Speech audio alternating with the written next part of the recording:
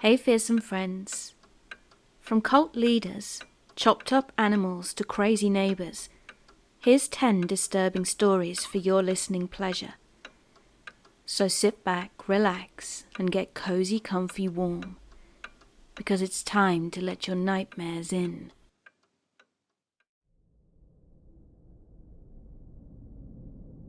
This happened years ago, but the thought of it still keeps me up at night. I was walking through the hills of a provincial park with my dog during the winter months, so the sun was setting much faster than I'd expected. Before I could get back to my car, and once the sun had completely set, all you could see was darkness. As I was walking slowly through a field, out of nowhere I had the most gut-wrenching, undeniable feeling that I was being watched, and I'd not felt anything like it before or since. I turned around to have a look, and in the distance I could see a figure just standing there, and it was darker than the night sky around us. The instant I saw him, my stomach dropped. My body literally froze, and I knew in that moment somehow that he was coming for me. I grabbed my dog's leash and we booked it, sprinting full speed up and down hills, around trees and down embankments, and I was running as if my life depended on it. To this day, I'm sure it did too. I made the 30 to 45 minute trip in 10, and all that stood before me and my car was this switchback that you have to go up back and forth if you want to reach the top. So once again, I was giving it all I'd got, running up this switchback as fast as I possibly could. And once I'd reached the top and looked back down, this person was chasing me. He wasn't using the switchback like a normal person either, doing the zigzag track. No. He began sprinting straight up the middle of it, heading straight for me. I screamed at him to F off, and he didn't say anything, not a single word. He just continued running straight at me. I was so lucky that my car was at the top of the hill, because as I ran towards it, just like in the horror movies, I dropped my keys and was fiddling with them to try to open the door. Just in time I got it open, threw my dog in and shut us in just as this guy reached us. There were no other vehicles parked anywhere around us, but of course he had to park right next to me. The guy literally jumped into his truck, and to this day I've never seen a better example of saying, "Speed's out of there like a bat out of hell," and he gunned the engine so hard, black smoke was blasting out of the back as he swerved out of there, leaving skid marks behind him. I sat in the back of my vehicle for hours afterwards, shaking and crying, and knowing I was this close to whatever he'd got planned for me. That's why I'm sharing this story, in hopes that people won't ignore that gut feeling, the little voice in the back of your head that tells you to run. If I had ignored mine that day, I never would have noticed him in time, and wouldn't have had the head start I needed to escape. Always trust your gut feelings and intuition.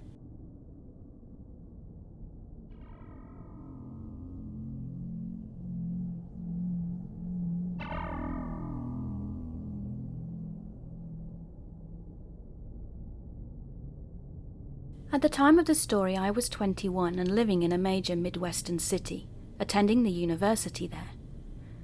Having lived there for only 1 month before my story began, I had witnessed a train stop stabbing, been yelled at by a crackhead, had a homeless guy follow me and threaten to choke me outside the physics building on campus, and watched a 13 cop car raid on a drug house just across the street.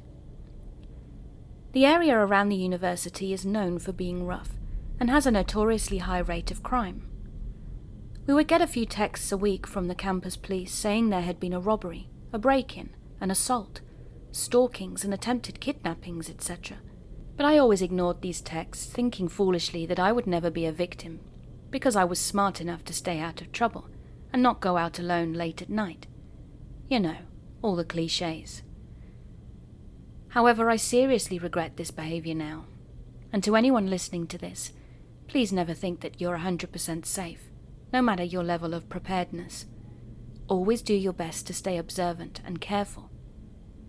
The first incident wasn't too unusual. I was just a block or two from my apartment building one day in the early evening, and it was still light out. I was walking my dog, Sesame, a cute Shiba Inu who just looks like a fluffy, goofy puppy, and has never been frightened or particularly protective in his life. And as I was heading back home, I passed a small parking lot, and within it was a large van. I could see a man in his early 60s sitting in the driver's seat smoking a cigarette, and he was staring at me. As I passed, he actually leaned out of his car and called out to me. "Hey, that's a cute dog, what's his name?" I should mention here that this isn't even my first story like this. I have a pretty intense fear of strangers and actually struggle with PTSD from other incidences in my life. So being pretty wary for this reason, I ignored him and just walked faster. But then I heard a car door shut and turned quickly behind me to see that he had gotten out of his van and was slowly walking towards me.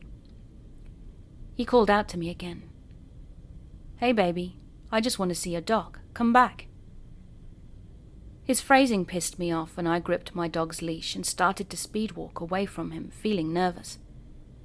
My heart was beginning to pound, but I kept telling myself over and over that I was overreacting and it was just my paranoia acting up.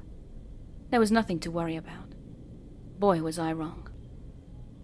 I managed to turn the corner and was about to cross the final park before getting to my apartment. But in my fear over the van guy, I wasn't paying enough attention to what was in front of me. I looked back over my shoulder, and thankfully the guy had stopped following me. But he was, however, standing in the middle of the sidewalk with a huge creepy grin on his face. I whirled back around with my eyes glued to my building. I only needed to walk another half a block and I'd be home. I was determined to get away from him and his creepy van. However, just when I thought I was safe, a group of 5 or 6 men came from the side of the park I hadn't been watching. They were all tall and intimidating in stature, and all of them were laughing and looking right at me. Out of the corner of my eye, the van guy had started walking towards me again as well. I remember he was whistling, so I again picked up my pace and desperately searched for my keys in my pocket as I hurried to the door. The group of men veered towards me, partially cutting me off, and in all my stupid politeness I stopped. They grinned at me with sick, perverted smiles, obviously checking me out, looking up and down my body, and it made me sick. I tried not to panic and inched closer to my apartment. "Hey, what's your name? Where are you going? What's your Snapchat? Is that your apartment? Can we come over? Do you smoke?" They all barraged me with questions, one after another, and I tried to refuse them, stammering a no thank you, and I saw the van guy come and join their group, leering at me. As I inched away, they inched closer, and one of them then suddenly reached out for me, his fingers actually touching my arm. I leapt back, trying not to start crying, but Sesame suddenly lunged at them, his teeth bared with a horrifying snarl ripping from his throat. Every bit of cute Shiba personality was gone, and he looked like he wanted to tear one of these guys' throats out. It startled them enough that I was able to turn and sprint the final distance to my building, locking the door behind me. I fell to the floor once inside and hugged Sesame, my little hero. However, the entire front of my building was glass, and to my horror and disbelief, the group of men came and stood in front of the windows, grinning at me and laughing. They made kissy faces and lewd gestures at me, and that's when the apartment manager came out and called the cops on them.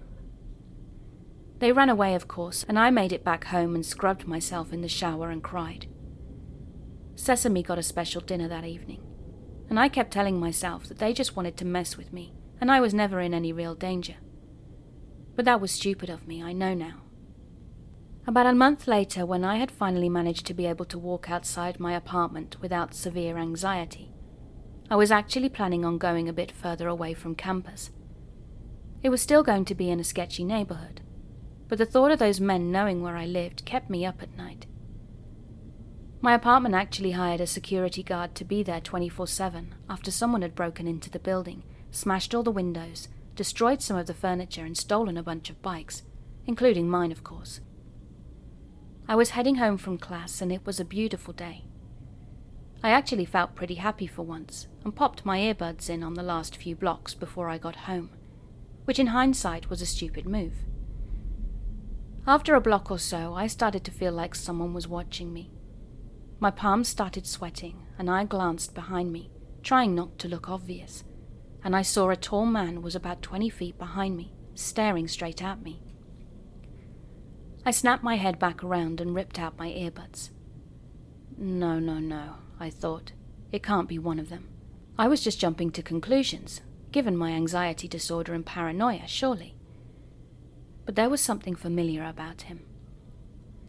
My heart started racing, as I hoped to God the others weren't waiting for me around the corner, ready to jump me. So I walked faster, wishing Sesame was with me. I was too afraid to look back at him as I fumbled with my keys and wrenched the door open as hard as I could. But this turned out to be a crucial mistake. As I ran to the elevator, trying to breathe a sigh of relief, I saw with absolute horror that the man had caught the door I had thrown wide open and was slowly coming into the building with me. He paused, standing away from me, but close enough that I could hear his ragged breathing and could smell the strong scent of alcohol coming off of him. My heart was thudding in my chest now, and I struggled to think clearly. The apartment manager was already home for the day, and I was completely alone in the lobby. There were no other doors out of that room, and the stranger was blocking my way to the door. The security guard that was supposed to be keeping an eye on the building was nowhere to be seen when the elevator came, and I tried to run into it and slam my hand over the door close button as fast as I could. I pushed my floor button and huddled in the far corner, and I started to once again try to catch my breath.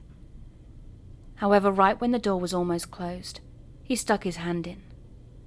I couldn't believe it. He'd waited until the door was just about to close, and then he stopped it and was standing close enough that there was no way it had been a mistake. My stomach dropped, and a suffocating sense of dread crept in. I kept my head down as he joined me, and my desperate hope that he was just a dirty drunken resident and had just dashed when he hadn't pressed any buttons. I don't know why I didn't run out of the elevator or try to leave the building again, but probably because I was paralyzed with fear, and all I could do was watch as the door closed and sealed my fate. The elevator was filled with the stench of alcohol and BO, and if I hadn't have been so terrified, I may have gagged. It was nauseating. I couldn't look at him. I couldn't move. I tried to scream at myself in my head to press the wrong button and try to escape him, but I was completely petrified. He leaned in closer to me, and I heard him breathe in deeply and very quietly sigh, like he was content. I felt tears well up in my eyes, and the seconds it took to reach the top floor where I lived felt like hours. I saw no way I could escape this sick, drunk guy who was smiling at me. In the reflection of the elevator walls, I could make out his disgusting smile, and he was staring directly at me, with his hands in his pockets, clearly holding on to something. Now, I'm not religious, but I prayed that I would make it to my door in time. I realized he probably wasn't going to attack me in the elevator, as there was a large camera in the ceiling. So I looked up at it, feeling a tear spill out of my eye as I did so, hoping that whoever could see the tape eventually would identify this man. The worst part of all of this, though, was that I've trained in martial arts and self-defense since I was about 8 years old. I thought of myself as stronger and braver than I was acting, and I should have known what to do. I should be strong enough to do it too, but no matter how many times I had disarmed, thrown, or choked attackers in the studio, nothing totally prepares you for the dread of a real-life situation. As the elevator reached my floor, I managed to snap out of my stupor long enough to dash through the door and run to my apartment unit, nearly missing the keyhole. But finally I threw open my door, and I was nearly through when my backpack snagged on the outside handle, trapping me. I heard the man walking quickly to my door, a low chuckle building in his throat as he watched me panic and struggled to get free. I felt like a mouse being watched by a cat, trapped and helpless, but so close to escaping. I finally gave up and shoved my arms through the straps, abandoning my backpack. And as I did so, the man suddenly reached out for me. I was able to slam the door shut, deadbolting it, and the gust of air from the door slamming brought his disgusting smell in with me, and in my terror and disgust, I retched violently. I looked through the peephole and he was standing there, staring right at me, pressing his forehead against the door, his mouth bent in a furious scowl. He swore at me and ripped my backpack off the handle of the door, slamming it to the ground.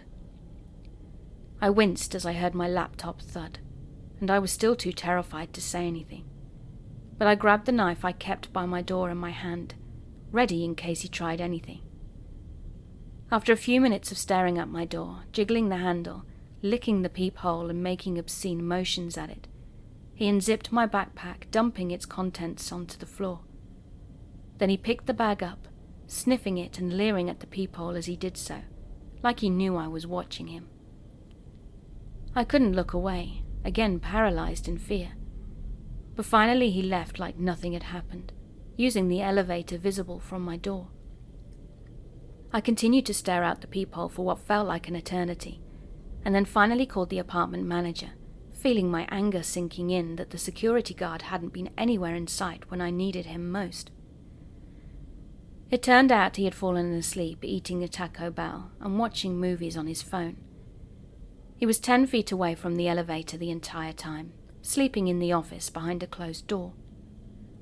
They fired him, but the creepy guy was never caught, and neither were any of the others. I don't even know for sure if this man was part of the original group, as I honestly was too terrified to look at their faces during the first incident.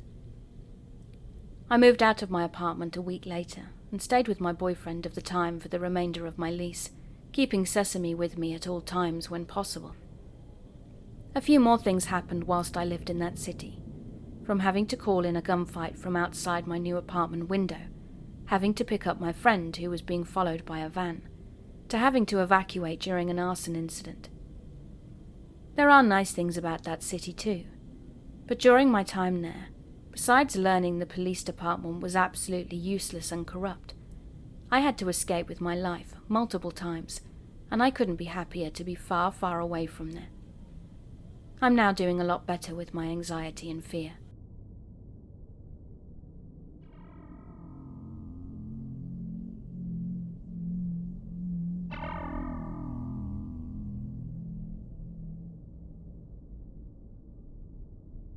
I want to start by saying that this isn't the first bad experience I've had dog sitting, but it's definitely the worst. I started dog sitting back when I was 13 and made good money from it. I'm currently 19 and this happened when I was 18, and I set up an easy way for people to contact me about the dog sitting. I put out a post on Facebook and Instagram about it often, and would get people in my messages asking to use my services. One day I got a notification from Instagram stating that someone was trying to message me. I accepted it, and it read, "My wife and I are looking to find a dog sitter while we go away for a week to Florida on the 4th to the 11th of this month. We will pay you $300 for the week, and you're welcome to stay at our house or go back to your own home." So I started a back and forth with this man, who we're going to call Mr. Brown for the sake of privacy, and I agreed to take the gig and told him I would stay at his house for the week. Once I got there, I was introduced to his two dogs, Mina and Letty. Mina was a little Yorkie, and Letty was a blue hound. I was shown around the property, which was surrounded by 76 acres, and I live in a farm town of 32 acres myself, so staying here didn't really freak me out. The closest neighbours were pretty far away, and you would actually have to drive there if you wanted to talk to them. They told me the rules and when to feed them, etc., etc. Then Mrs. Brown told me about the nearest neighbour. In her words, she was a nice person, just a little drugged up and confused. She mentioned how sometimes she would pull into their driveway instead of her own and would mistake Mrs. Brown for her dead daughter. Hearing this made me feel pretty bad for the woman, and I know all too well how hard it is for parents to lose their children because of how my parents were after losing my brother in a car accident. Mrs. Brown said she was harmless though, and if she did come up to the house whilst I was there, just point her back to her house and she should leave with no problem. After they'd left, I was down to watch movies and just chill with the dogs, and the first 2 days were fine with no hiccups. But the third day, however, the old woman who I'll call Ms. Rose did end up pulling into the driveway. I went outside as she was getting out of the car, and she looked up to see me and immediately got back in her car and left. I chalked it up to her realizing it was the wrong house when she saw me, and I just went back inside. Later that night, though, I got a call from Mrs. Brown asking if I was okay. I said yes and asked why she was concerned. Then she went on to tell me about how she'd gotten a call from Ms. Rose and that she said there was a robber at their house. I explained what happened and she just laughed and said she must have been confused and forgotten that they were out of town. And we ended the phone call, making a note to go over there tomorrow to clear the air about me being a robber. Once I'd gone to bed that night, though, things became a lot crazier. I woke up around 2, hearing a light scratching sound that almost sounded like ticking coming from outside the window. At first I thought it might have been a bird or some sort of night creature and ignored it, but the noise kept me from falling back to sleep. I wanted to scare it away, so I got up and went to open the blinds, but screamed once they were up at the sight of Ms. Rose trying to pry open the window with a pair of pliers. Once she'd seen me, she started banging on the window with the pliers, which made the dog start barking. I quickly got up, told the dogs to follow me, grabbed my phone and ran to a room with no windows, which was the bathroom, and locked the door in case she managed to get in. I called 911 and explained the situation, quickly giving them the address from what I could remember, and the dispatcher told me that police would be there in 10 minutes. Which for the area was pretty good, considering their house is in a rural place. I had gotten the dogs to be quiet and put them in the closet connected to the bathroom to make sure she couldn't hear them. I was trying to stay calm, but I could still hear the pounding on the window as I continued to talk to the operator. Then suddenly, I heard glass shattering. I cursed under my breath, trying not to cry, and I was really scared and pretty much ready to cry from the fear of being beaten to death by someone who is clearly not in the right state of mind. I was whispering what was happening to the operator as I hid in the back of the bathroom in the tub, and after about 4 minutes of pretty much silence, I heard footsteps and I could see feet under the other side of the door. I cursed myself again, when I then saw Ms. Rose get on her hands and knees to look through the crack under the door, and I mistakenly let out a gasp. She got up quickly then and started pounding at the door, and I could tell she was still using the pliers. I was crying at this point, asking the operator where the police were, to which she responded 3 minutes. Those 3 minutes felt like forever as I screamed at Ms. Rose to please go away, and she screamed back that I shouldn't be there.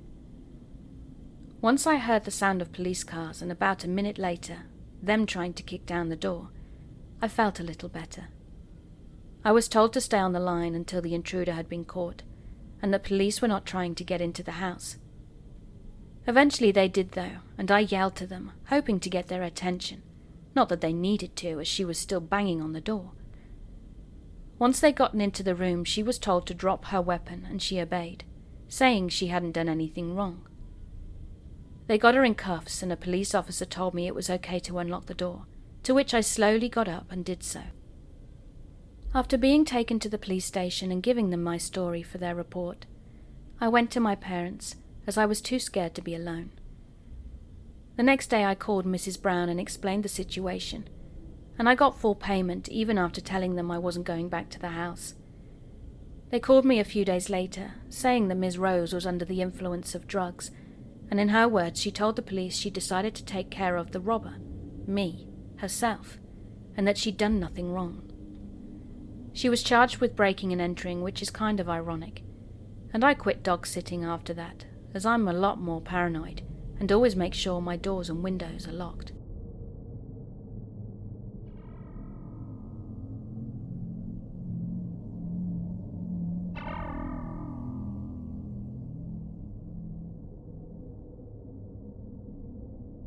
I got promoted to a newly created position at my job a few months ago. There were 2 such positions created, and they finally filled the second one with an external hire about 3 weeks afterwards. We'll call him Brian. Brian was an odd duck, shall we say. We're talking about the mental health field though, so odd ducks among staff and the folks we serve aren't unusual, or red flags. At first he just seemed quirky. Then quirky shifted to weird, and then weird finally shifted into oh hell no territory. There's a ton of details I'm omitting for purposes of time and space, but some of the things that caught my attention included Brian's habit of kicking his shoes off and lounging, almost like he was napping, during our virtual clinical team meetings.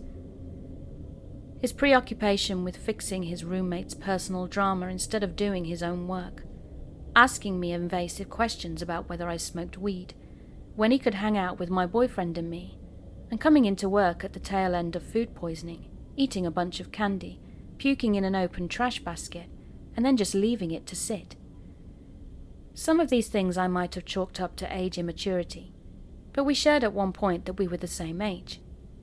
In spite of my discomfort, I did my best to be friendly, helpful, and make him feel welcome, since he seemed to be fixated on whether or not other staff liked him or not, and constantly on the receiving end of difficult feedback. One Friday, about 3 weeks into his employment, Brian came into work in a negative headspace for a number of reasons, the chief one seeming to be an altercation involving his neighbours and his dog that apparently had almost escalated to violence. He told me, "Some people just buck up to buck. I don't front."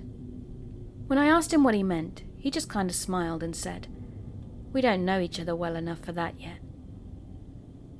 I was a little disturbed by that, but didn't press further and tried to refocus on my tasks for the day.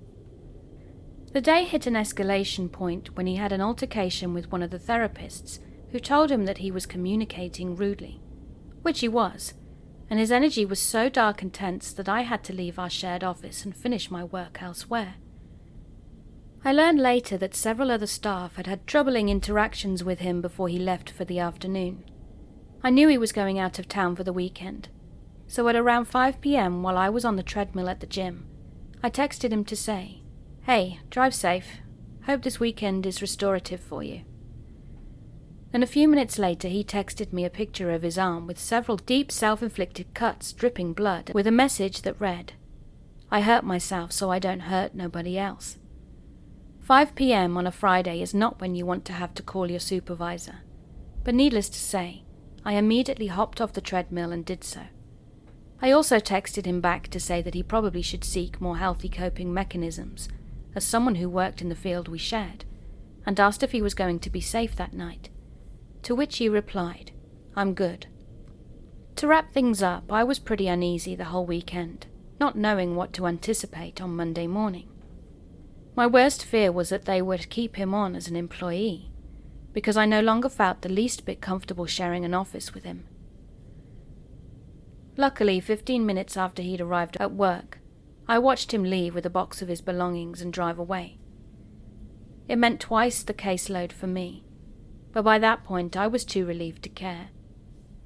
I had to do some damage control, including talking to angry families that had been assigned to him and reassuring another co-worker who had complained about him that Brian probably wasn't going to seek out revenge, even though I myself texted my neighbours to be on the lookout if they saw his vehicle, as he had driven me home once when I needed a ride. But the most telling evidence of how creepy this felt came when I was meeting with a client a week later in my office, someone who was young but extremely intuitive. As she was standing up to leave, she glanced over at Brian's empty desk and casually asked, "What happened to Homeboy?" I responded by saying he was no longer employed with us. She paused, sighed, and said, "It's been a good week." When I asked her what she meant, she looked me dead in the eyes and simply said, "I did not like that guy," and left it at that. This is in no way, shape, or form intended to shame anyone who struggled with self-injury. I myself have had a pretty lengthy and intense history with it, and now I work with countless people who do as well. But what made it creepy, instead of just a heartbreaking mental health issue, was the text that he delivered with the picture, in addition to the fact that he was communicating it to someone he had only known in a work context for 3 weeks. The fact that he engaged it would not have bothered me as much otherwise, but that felt like a big nope moment.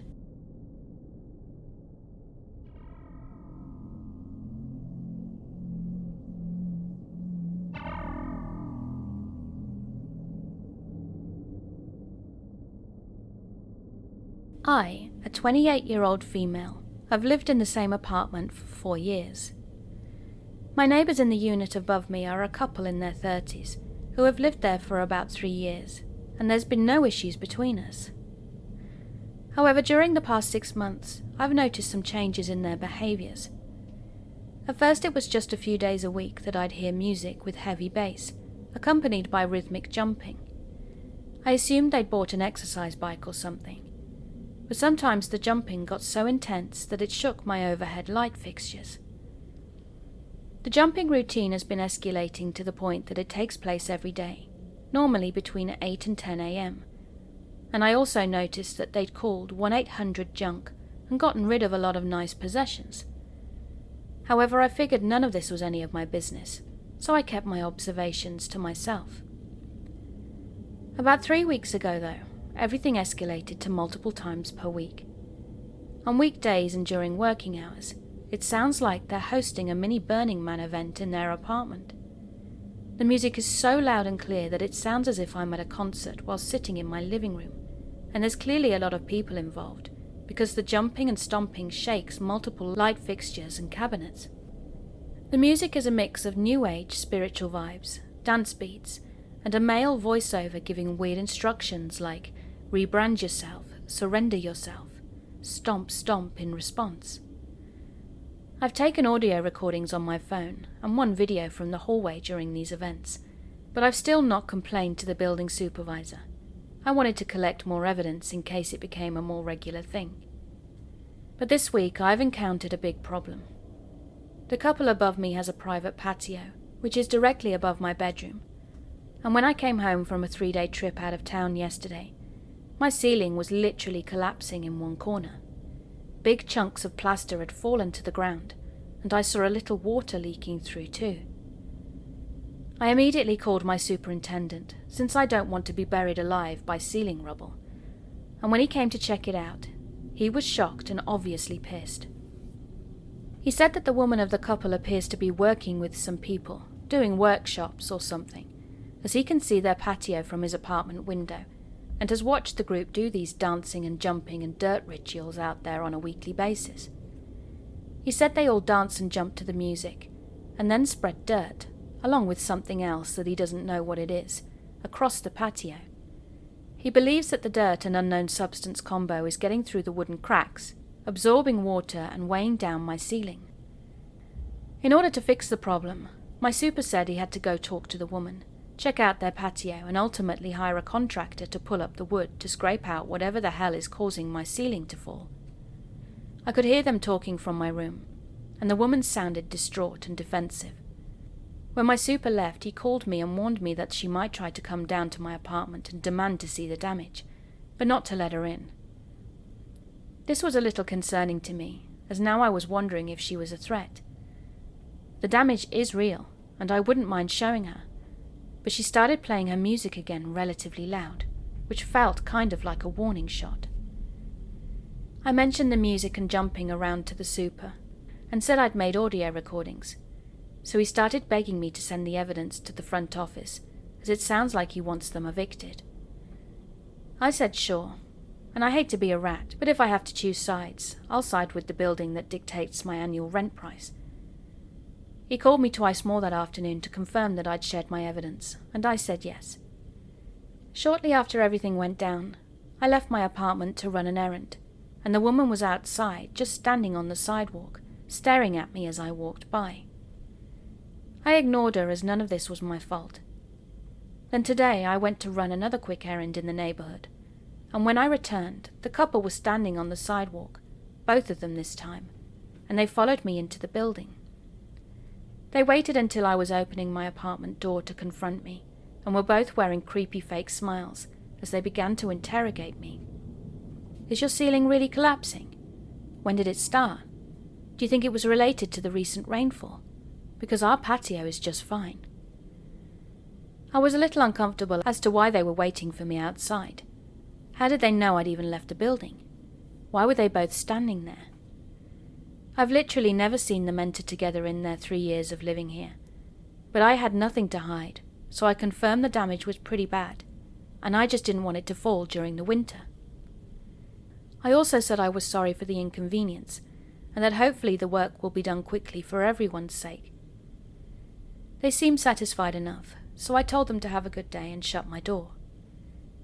Now I'm getting the sense that they're nervous about what the contractors will find when they tear open their patio. What the hell is up with dirt rituals? Who are these people she's working with? I don't know what they look like, or how they're available to stomp around on weekdays. The repair work has started on both sides, but the contractors will come on Wednesday for the grand reveal of what's under the patio that's making my ceiling collapse. In the meantime, I feel like I need to be alert and keep my eyes out for these people, as well as the couple, as it's unusual for me to see them in general, especially twice in 2 days. They seem scared and in denial of the problem, and they also literally ambushed me.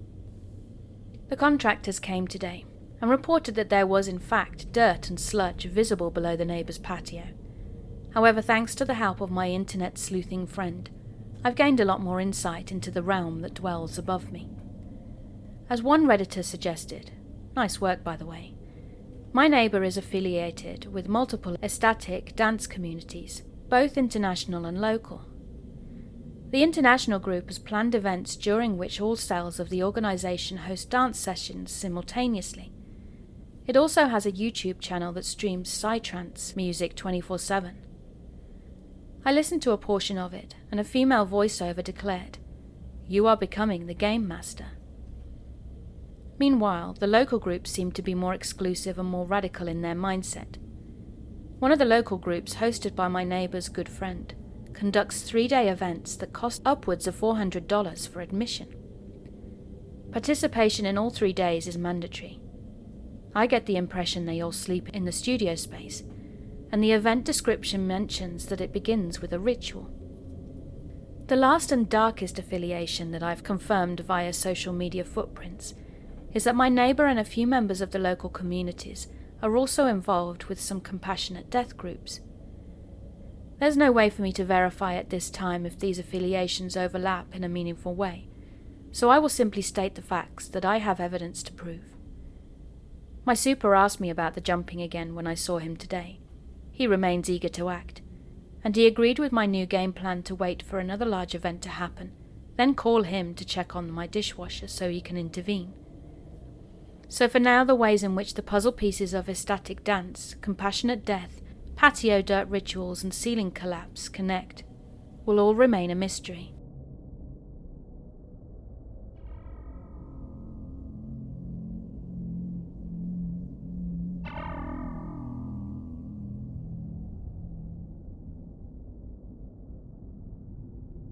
Every summer, my family and I venture north for several weeks, as do most other families in my state. The town we visited was not far from another sprawling town on a lake, and despite my overall disdain for most people and traffic, the area was pleasant most of the time. Additionally, 2 friends of mine also visited the area, and we would meet with each other at least 2 or 3 days out of the 2 weeks I was there. The names of my friends are Ozzy and Jack, and we are all the same age and live in the same town, so we know one another quite well. One evening when I rode my bike over to the general store where we'd all planned to meet, only Jack was there. Now for context, Jack is always 5 to 10 minutes late, and Ozzy was always there at least 20 minutes before, seeing as though he could just walk from where his family's cabin was to the store.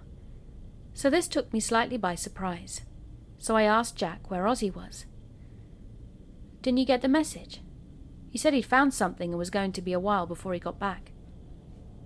I was confused when he said this, as I didn't remember getting a message from our group chat.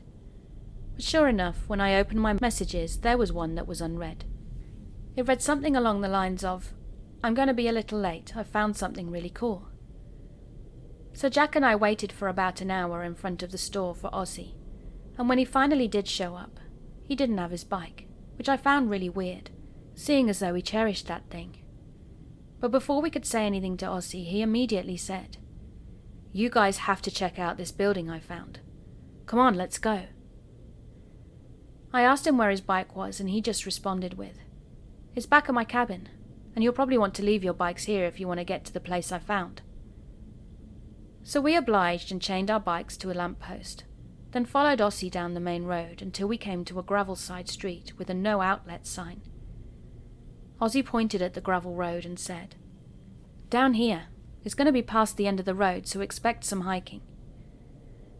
When we came onto the gravel road, I instantly noticed that there was very few homes on this road, which was bizarre for such a well-populated area at that time of year. About a quarter of the way down this decrepit and unkempt road, at least in Ossie's opinion, Jack asked what this building was that Ossie had found. Ossie responded by saying it was an abandoned and odd-looking grey brick building with a metal roof shaped like a half circle, similar to a greenhouse. I asked if he'd entered the building earlier, and Ossie said that he did try the front door, but it got stuck on something. After Ossie had said this, Jack asked if he knew for certain that this building was abandoned. Ossie responded by saying that some of the windows were broken, and the entire back end of the house next to it was destroyed. After he'd mentioned this, we all agreed that if we could get into this facility, we could make it a hideout where Ossie and Jack could smoke. I didn't smoke, but I thought it would be fun to have that sort of thing nonetheless, and after about another hour of walking, we finally reached the end of the road.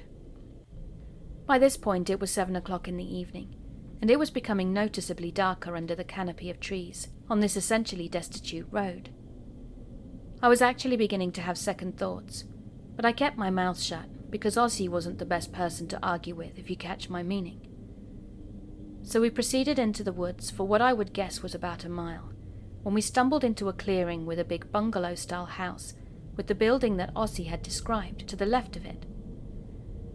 We waited for about 3 minutes then, to see if the coast was clear before we made our way over to this building.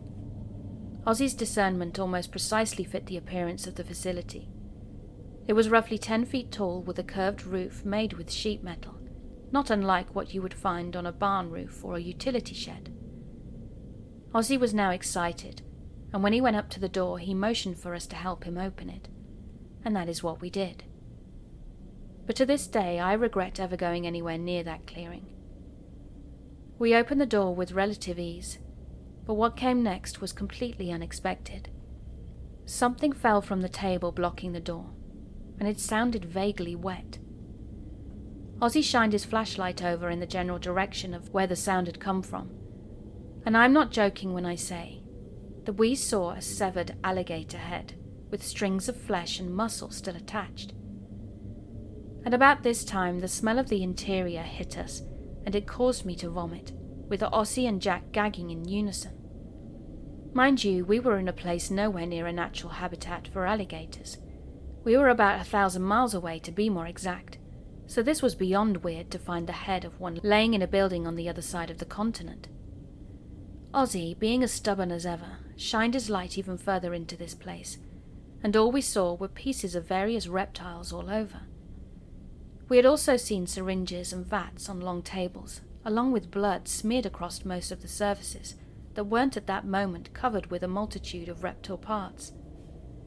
Jack whispered, "What the hell?" and we opted to get out of there.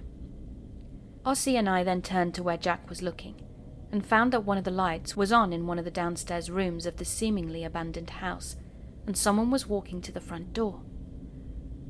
What looked to be a man then stepped out and gave out a nearly deafening scream that sent us running through the woods back to the road.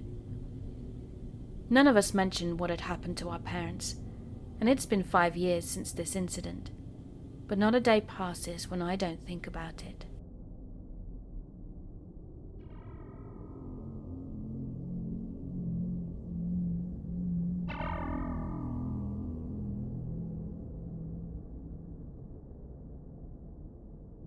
So I'm of the mindset that everyone should know a little bit about cars.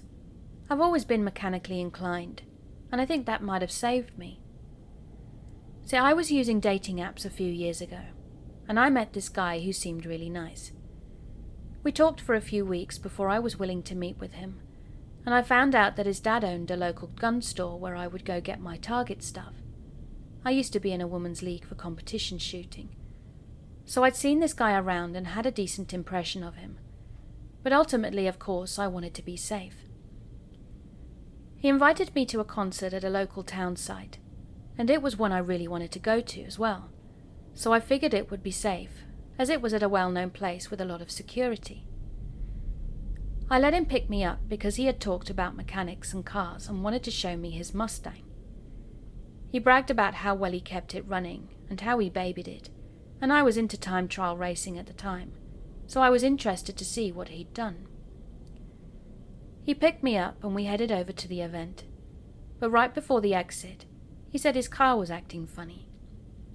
I was watching the dash, and if you've been racing, you know our cars and trucks usually have extra accessories. Whether it's aftermarket racks and gauges or switches, there's usually something aftermarket inside the car. But there was nothing extra, and the car felt like it was shifting correctly. There was no shudder or noise either, nothing to indicate any problems. I said that was weird and that maybe we should try to limp it to the concert venue, as it was less than a mile away. It was better than being stuck on the I-15. So he agreed and drove us carefully the last mile. We finally got to the concert and things were okay-ish, but he kept watching me and buying me drinks that I refused to have.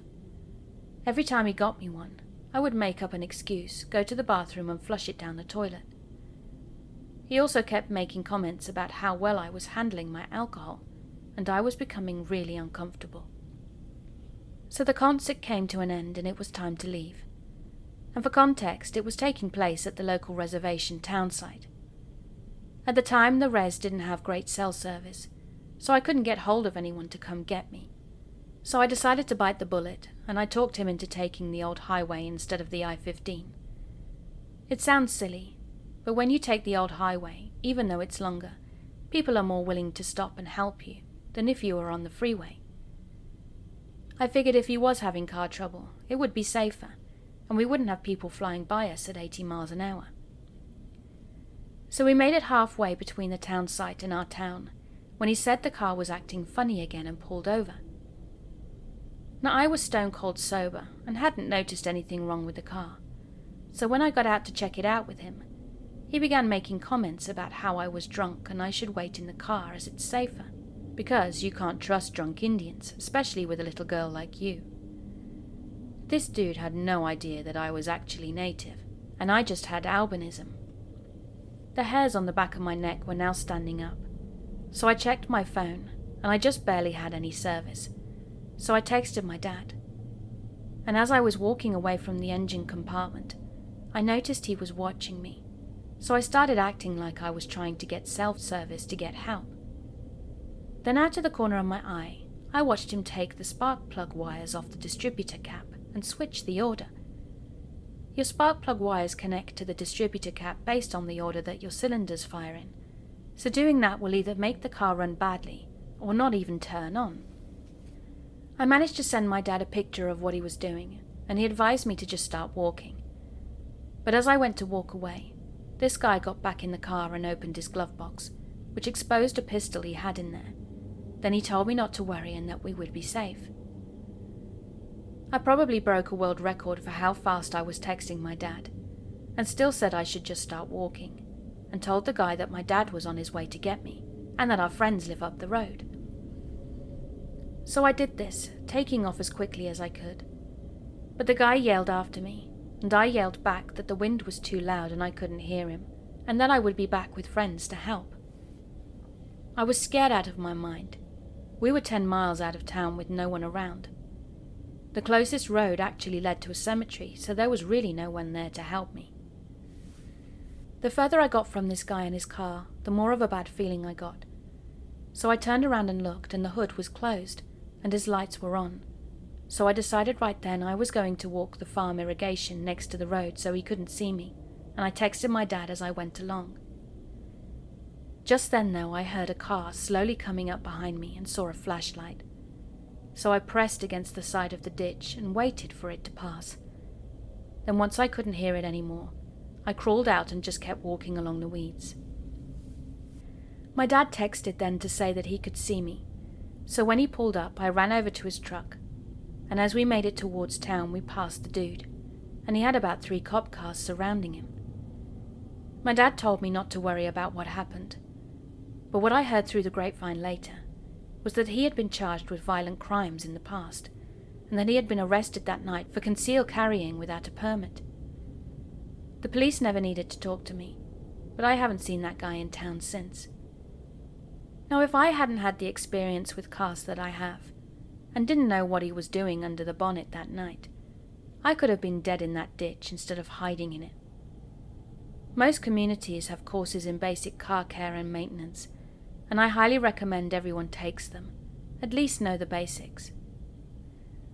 This dude knew I knew cars, but his whole goal was to get me so piss-ass drunk I wouldn't realize what was happening. But he failed.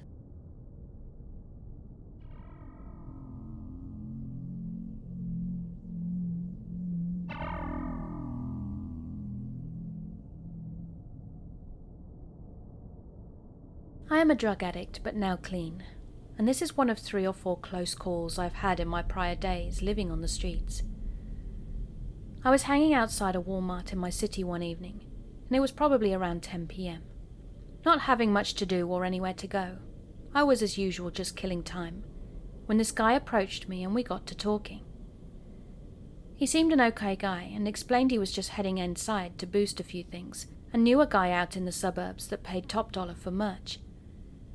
When you are on the streets, this is a quick way of scoring, trading stolen merchandise for either cash or drugs.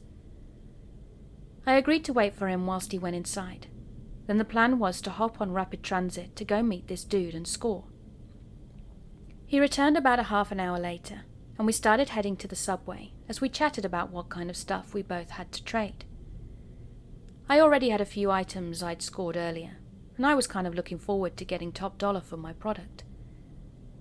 Now, as he had explained, this guy was quite generous, and in retrospect I should have caught this play from the beginning, as I'm usually quite sharp.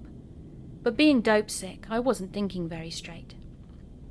All of a sudden then, this girl showed up and started walking beside us, and introduced herself and ended up tagging along. Once on the subway, she was talking about Jesus and all the good things in her life, which was all just a load of BS. Then we got off at our stop and started walking to the merch dude's house. On the way there, it became very evident that the two actually knew each other, as there was a bit of whispering going on.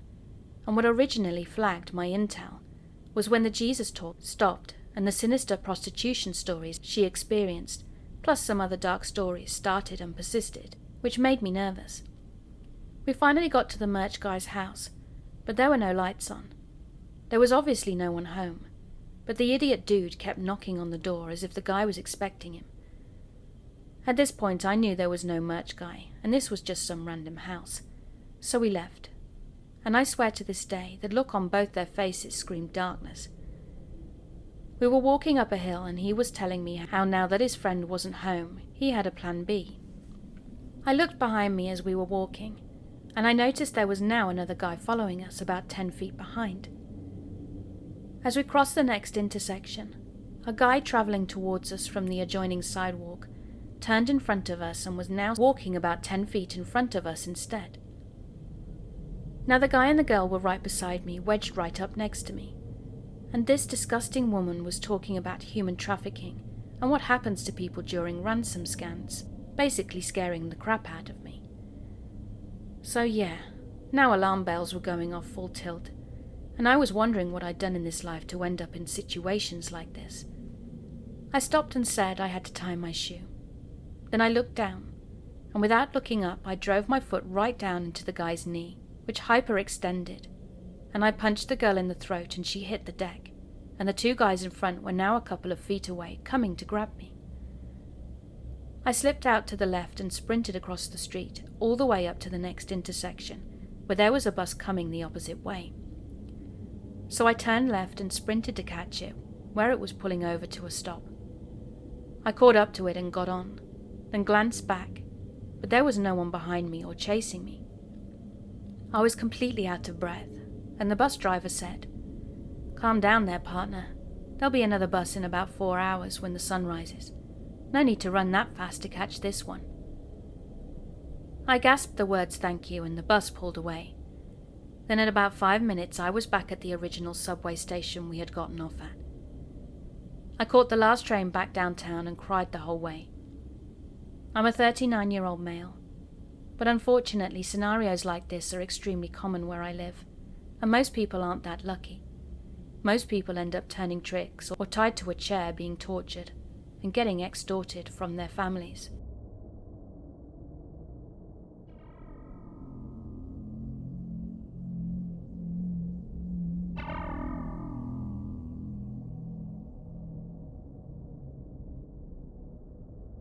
A little over a year ago, my fiancé and I sold our house in the city and moved an hour away to a rural town.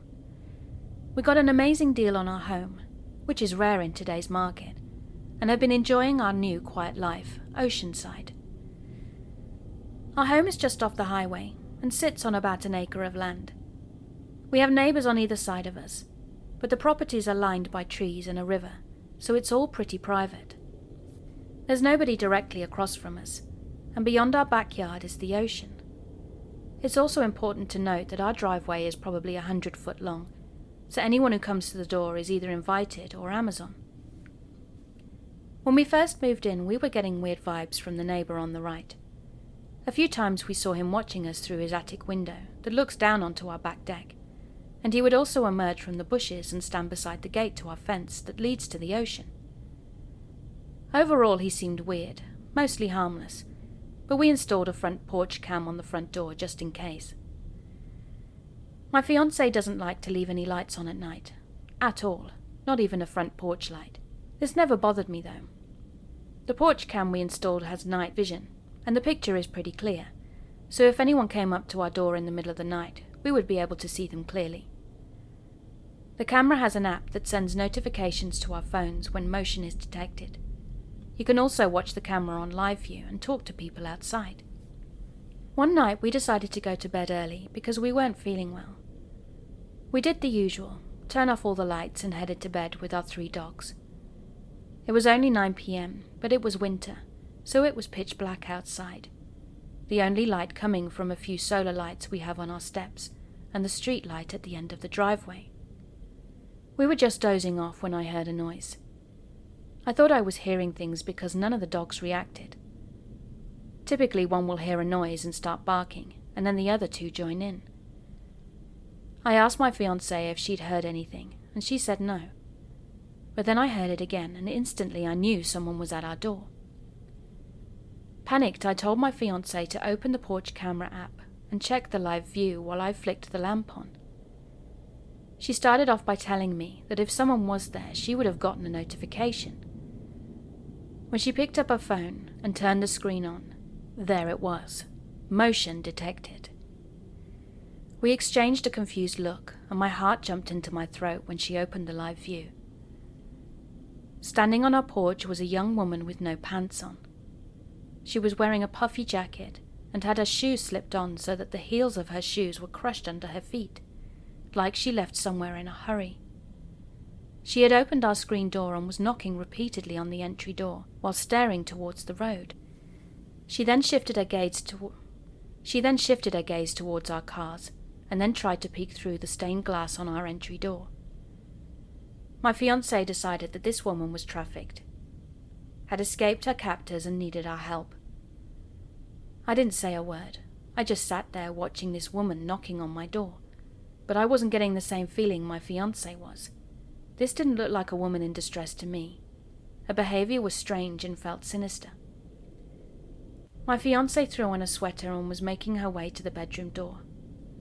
I asked her where the hell she was going, and she frantically replied, "She needs our help." I don't know how I convinced her to stay in the bedroom, but I did. It felt weird to call the police because of someone at your door, but because she appeared to have no pants on, and my gut told me to, I called 911. After I got off the phone with dispatch, we checked the camera again and she was gone. 20 minutes later, an officer called me. She thanked me profusely for calling and let me know that they had found the woman walking along the highway. I felt like the wind was knocked out of me when she proceeded to tell me that the woman now has pants on and was accompanied by a male. The officer further explained that the pair said that they were looking to use a phone. I explained to the officer that we have the whole thing on camera and there is no male in the picture. which leads us both to conclude that he was likely hiding behind our cars or in the bushes besides the steps. I also explained that we don't leave any lights on, so if someone was looking to use a phone, why would they choose a house that's pitch black? The officer agreed that they were likely up to no good, and again thanked me for calling. Nothing like that has happened since, but I'll never know the true intent of the pantsless woman and her hidden partner, and my gut tells me that that's a good thing.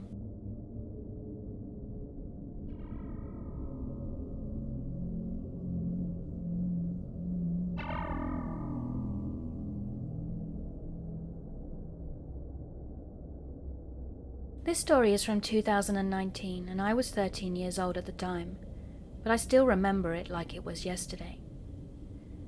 I was bored at home alone, so I FaceTimed my best friend who lives in the apartment building next to mine, and I asked him if he would join me in a walk around the neighborhood. He wasn't there though, as he was on his way back home from school, which is understandable because it was a Thursday afternoon. Now there's a jogging circuit near my house that's about 500 meters away. So due to my massive boredom, I put on my sports clothes, a basic t-shirt and shorts that had no pockets. This is relevant later. Then I headed out with my music and began vibing around the circuit.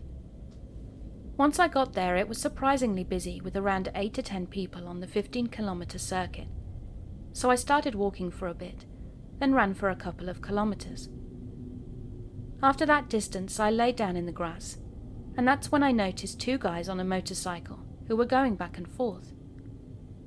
I didn't pay too much attention to it though, as I was FaceTiming my 2 best friends. It was getting pretty late at around 6 p.m. and I was exhausted, so I decided to start my walk home, but instead I took another path that is kind of a shortcut, and I would have to walk through an empty big street with buildings that were still under construction. I've taken this same path many times before with no problems, so I wasn't worried, but I had that feeling that someone was watching me and following me. I quickly turned around then and noticed the same 2 guys on the motorcycle heading towards me. I whispered to my friends on FaceTime that something weird was going on, and that could they cut their mics and focus on me. The guys eventually caught up to me, and one of them asked where the nearest barbershop was. Completely freaked out, I gave them a random location, and while the rider of the bike asked me about the barbershop, my right eye twitched and became unfocused, which is an ability I have, but I was still able to see with it.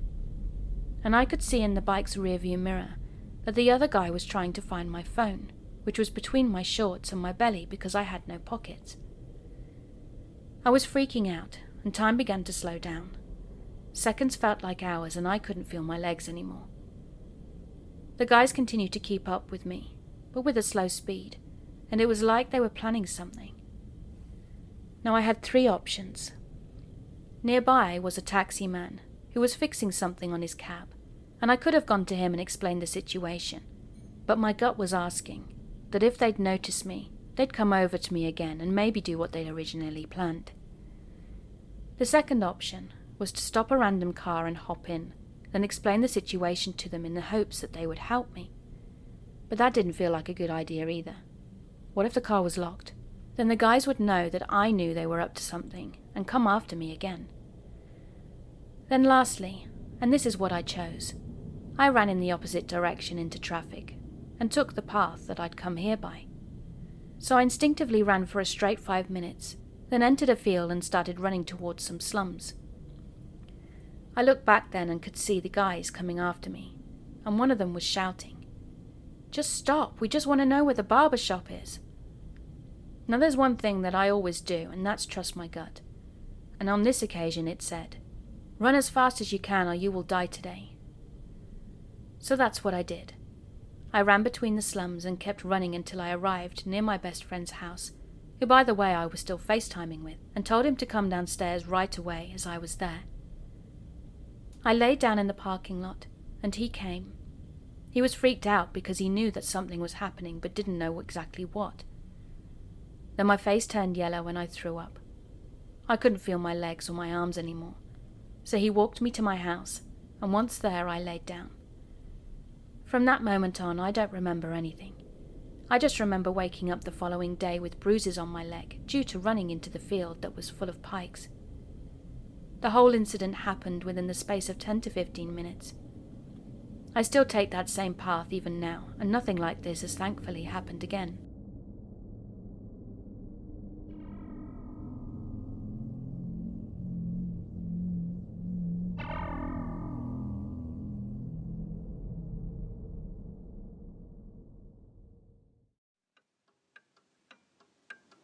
Hey, thanks for listening.